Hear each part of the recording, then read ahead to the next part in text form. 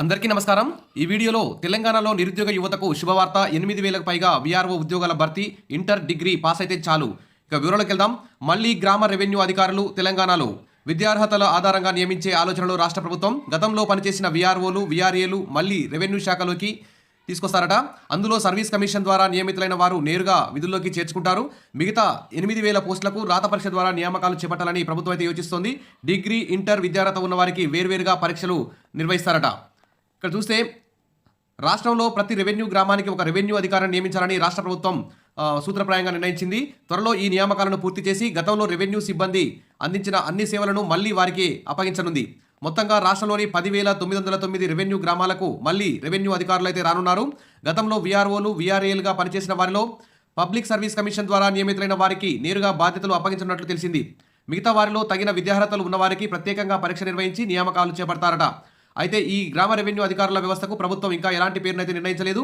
ఇబ్బందులు రాకుండా ప్రణాళిక చేస్తున్నట్లు ప్రభుత్వం అయితే ప్రకటించింది. ఇందులో భాగంగా పబ్లిక్ సర్వీస్ కమిషన్ ద్వారా వీఆర్ఓలు, వీఆర్ఏలుగా నియమితులైన వారిని నేరుగా గ్రామ రెవెన్యూ అధికారిగా అంటే వీఆర్ఓలుగా విధుల్లో తీసుకుంటారు.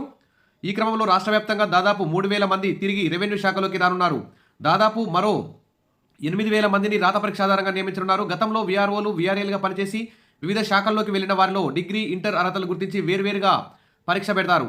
ఈ పరీక్షలో రెవెన్యూ సేవలే సిలబస్గా ఉంటాయి. పరీక్షలో వచ్చిన మెరిట్ ఆధారంగా నియామకాలు అయితే చేపడతారు.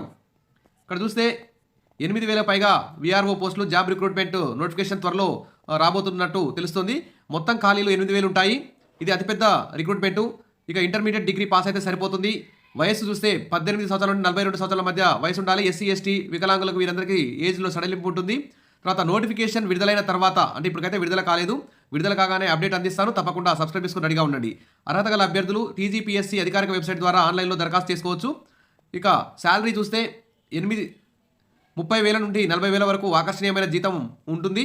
కాబట్టి ఇంటర్, డిగ్రీ పాస్ అయినటువంటి వారు రెడీగా ఉండండి అప్లై చేసుకోవడానికి. మన ఛానల్లో అప్డేట్ అయితే అందిస్తాను. తప్పకుండా వీడియో మాత్రం లైక్ చేయండి, మీ ఫ్రెండ్స్కు షేర్ చేయండి. Thank you.